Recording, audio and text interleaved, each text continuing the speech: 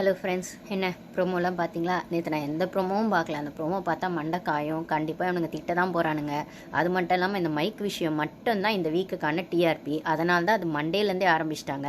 இவங்களுக்கு பாரு மட்டும் ஹாப்பியாக இருக்கக்கூடாது, பாரு ஃபேன்ஸும் ஹாப்பியாக இருக்கக்கூடாது.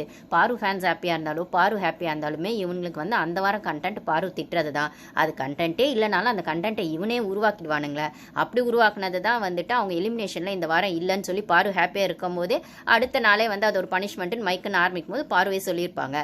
இந்த மாதிரி வந்து நேத்தாண்டா கொஞ்சம் ஃப்ரீயாக இருந்தேன் எலிமினேஷன் நாமினேஷனில் இல்லை அப்படின்னு சொல்லும்போது, இல்லைனா அந்த வாரம் ஃபுல்லாக பாரு பதட்டத்தில் வைப்பாங்க, எலிமினேட் ஆயிடுவோமோன்னு நம்மளையும் பாரு ஃபேன்ஸே பதட்டத்தில் வைப்பாங்க. ஸோ அந்த டென்ஷன் ஃப்ரீ ஆனவுடனே அடுத்த கட்டத்துக்கு வேறு எதையாச்சும் செய்யணும்ல, வேறு ஏதாவது உருட்டணும்ல. இந்த வாரம் ஃபுல்லாக உருட்டுறதுக்கு இந்த வாரம் ஃபுல்லாக என்ன உருட்டுறோமோ அதை தான் எடுத்துகிட்டு வந்து வீக்கெண்டில் உருட்டணும் போது எப்பவுமே பாரு தனியாகவே எதையாவது ஒன்று ஆரம்பிச்சிருவாங்க.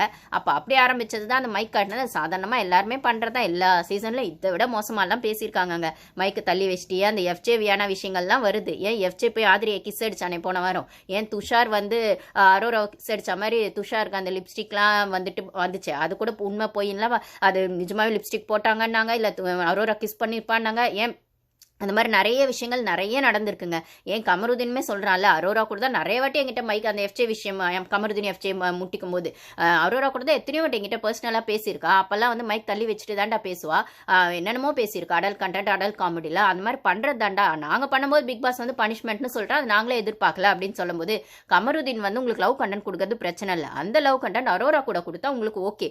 ஏன்னா அரோரா உங்களோட மேபி நீங்கள் அவங்களோட சப்ஸ்கிரைபர் நினைக்கிறேன். அரோராவோட சப்ஸ்கிரைபர் டீமில் யாராவது இருக்கீங்களா, இல்லை மேபி ஹோஸ்ட் கொடுவான்னு எனக்கு தெரியாது. ஸோ அதனால் அரோரா கூட உங்களுக்கு கமருதீன் லவ் கண்டென்ட் கொடுக்கறது பிரச்சனையா, கமருதீன் மைக் கழட்டிட்டு பேசுறது பிரச்சனையா, கமருதீன் அடல் காமெடி எடுக்கிறது பிரச்சனை, இதெல்லாம் அரோரா கூட பண்ணால் கமருதீன் ஓகே. ஏன்னா அது விஜயஸே சொல்லியிருக்காரு, அரோரா கூட இருக்கும்போது அவங்க கேம் சூப்பராக இருக்குது, இப்போ தான் கேம் மாற்றி ஆடுறீங்க. ஆனால் பாரு கூட வந்தால் கேம் கெட்டு போயிடும், பாரு கூட வந்தால் இவர் இமேஜ் கெட்டு போயிடும் அப்படிங்கிற மாதிரி பாரு கூட கமருதீன் லவ் கண்டென்ட் கொடுக்கறது பிரச்சனை இல்லை. ஆனால் அது அரோரா கொடுத்தா ஓகே, பாரு கூட கொடுத்தா ஓகே இல்லை ஒன்று.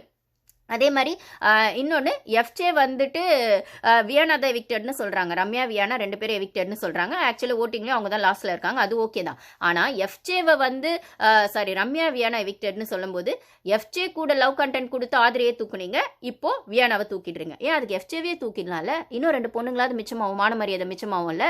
அடுத்து அரோரா அது ஓகே, அது மான மரியாதைலாம் அது இருக்கிற லிஸ்ட்லேயே நம்ம சேர்க்க முடியாது, அது நம்ம லிஸ்ட்லேயே இல்லை, அதை விட்டுருங்க. அப்போ நெக்ஸ்ட் வேறு ஏதாவது பாரு கேரக்டர் அசாசினேட் பண்ணிக்கிட்டே இருப்பான், வார்த்தைங்களை அவன் விட்டா பரவாயில்ல, சொரிஞ்சு விட்டுனே சைலண்ட் ஆயிடுவாங்க அப்படின்னு சொன்னால் அந்த வார்த்தைகள்லாம் உங்களுக்கு தப்பாக தெரியாது.